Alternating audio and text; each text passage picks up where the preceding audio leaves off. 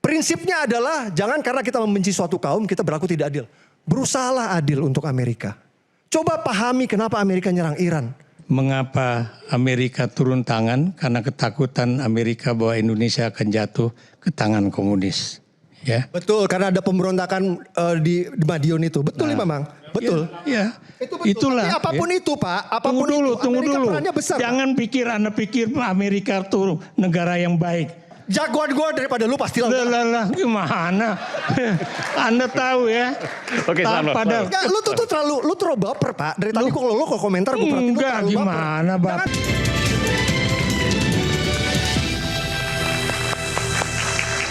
Bung Permadi silakan. Oke. Sorry gue tata negara ini gue nggak ngerti sampai ngantuk gue dengernya tadi. Jadi Bang Aiman, gue ini seorang Muslim. Dan gue ini diajarin di Al-Quran bahwa jangan karena kita membenci suatu kaum kita berlaku tidak adil. Surat Al-Maidah ayat 8 ini banyak yang pakai jilbab silahkan cek. Jadi ini banyak sekali BOP lah Iran. Intinya nih sentimen anti Amerika nih luar biasa sekali di negara kita ini. Dan semua didasari sama kebencian buta. Tanpa mencoba adil seperti yang disarankan Al-Maidah ayat 8. Ini mumpung ada adik-adik di sini masih muda ya, aku mau coba fondasi sejarah itu penting loh. Padahal adik-adik tahu nggak, Amerika tuh punya peran besar sekali pada kemerdekaan kita. Orang tuh ingatnya cuma 17 Agustus saja, orang lupa pada 1945 Belanda balik membonceng pasukan Nika untuk melucuti yang waktu itu pengen melucuti tentara Jepang. Jadi Bang Aiman dari 46 setelah kita proklamasi, kita dijajah lagi sama Belanda sampai 49 yang dikenal dengan agresi Belanda kedua. Silakan cek. Dan itu tidak mudah buat para pahlawan kemerdekaan kita karena memang supremasi militer Belanda tuh memang terlalu kuat waktu itu. Bahkan Jenderal Sudirman pun hanya bisa melawan Belanda dengan taktik gerilya, hit and run. Apakah dengan hit and run itu efektif untuk mengusir Belanda dari bumi pertiwi? I don't think so. Tapi tiba-tiba tahun 49, tiba-tiba Belanda mudik. Karena siapa? Karena ditekan Amerika, brother. Jadi, biar adik-adik tahu, tahun 1949 Amerika itu tiba-tiba ngancem ke Belanda. Hei Belanda, lu kalau masih jajah Indonesia, gue stop bantuan lu. Ini fakta sejarah ini. Waktu itu kan Belanda baru selesai perang dunia kan, ancur-ancuran kan. Amerika bantu lewat Marshall Plan namanya, program. Bukan cuma itu aja. Amerika nyeret Belanda, lu duduk. Dipaksa duduk berunding sama Indonesia. Itulah yang kita kenal dengan konferensi meja bundar di Den Haag. Tidak sampai di situ. Amerika juga bikin veto, bikin resolusi di Dewan PBB untuk menekan agar Belanda cabut dari Indonesia. Sampai akhirnya Belanda nyerah bos. Udah deh babang Amerika gue nyerah deh, gue pulang deh. Coba. Tanpa mengecilkan perjuangan para pahlawan. Tapi kalau Amerika nggak turun tangan, kita nggak tahu sampai kapan Belanda bercokol. Mungkin Belanda tahun 70 masih di sini. Mungkin tahun 80 masih di sini kayak di Afrika Selatan. Ya, jadi ketika Pak Prabowo... Jadi kalau nggak ada Amerika, Indonesia masih dijajah Belanda. Ya itu aku tanpa mengecilkan ya. Tanpa mengecilkan. Tapi peran Amerika besar sekali yang bikin Belanda pulang kampung waktu itu. Ini banyak ahli-ahli di sini yang tukang-tukang baca pasti tahu. Kalau memang mereka tidak asli historis, mereka tidak minim literasi sejarah pasti tahu. Jadi ketika Pak Prabowo waktu itu ngomong, jangan lupakan jasa Amerika. Pak Prabowo tuh ngomongnya karena dia ngerti sejarah. Oke, kita balik lagi ke Amerika lawan Iran. Oke, ini aku tarik mundur ya. Karena fondasi sejarah itu penting adik-adik. Jadi adik-adik di sini perlu tahu. Kembali lagi ya. Prinsipnya adalah jangan karena kita membenci suatu kaum kita berlaku tidak adil. Berusahalah adil untuk Amerika. Coba pahami kenapa Amerika nyerang Iran. Jadi adik-adik perlu tahu.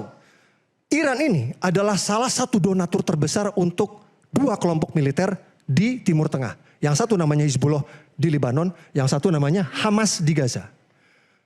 Bang Aiman, dari tahun 1992, Iran ini udah ngasih duit ke Hizbullah 700 juta sampai 1 miliar dolar per tahun. Dan mulai tahun 2005, Iran ngasih duit ke Hamas 100 juta sampai 300 juta per tahun. Duitnya dipakai apa adik-adik? Dipakai beli roket, dipakai beli rudal untuk nembak ke Israel, untuk ngebunuh warga sipil Israel. Selama puluhan tahun. Sekarang balikin ke kita ya. Adik-adik pikir nih, ya pakai hati ya. Ini misalnya nih Malaysia ya ngasih duit ke teroris. Terus terorisnya beli bom. Bomnya dipakai buat ngebunuh rakyat Indonesia. Kira-kira perasaan kita gimana? Puluhan tahun lagi. Saya yakin demi Allah, demi Rasulullah, pasti kita rela banget, ikhlas banget, perang sama Malaysia. Bener gak? Wah diserang-serang terus. Jadi ketika Pak Prabowo waktu itu ngomong Bang Aiman, untuk mewujudkan perdamaian, kita harus menjamin keamanan Israel. Itu adalah pernyataan yang terukur dan Pak Prabowo ngerti sejarah. Justru orang-orang yang nyinyirin Pak Prabowo itu orang-orang yang ahistoris dan minim literasi sejarah. Gue jelasin, faktanya semua konflik di sana dimulai dari Arab nyerang Israel duluan. Ini fakta. Tahun 1948, pertama kali perang, itu koalisi negara-negara Arab nyerang Israel. Tahun 1967, koalisi negara Arab menyerang Israel, disikat duluan sama Israel. Dikenal dengan perang 6 hari. Tahun 1973, koalisi negara Arab nyerang Israel. Dikenal dengan perang Yom Kippur. Tahun 1987, negara-negara Arab patungan ngasih duit ke teroris nyerang ke Israel. Yang dikenal dengan Intifada 1. 2001, negara-negara Arab ngasih duit ke teroris nyerang ke Israel. Yang dikenal dengan Intifada 2 sampai balik ke yang saya bilang tadi, tahun 92. Hizbullah dikasih duit sama Iran. Tahun 2005, Hamas dikasih duit sama puluhan tahun konflik. Gara-gara Arab kagak bisa lihat, Yahudi diem. Tuh dia lagi diem, kita serang yuk. Makanya Pak Prabowo udah benar.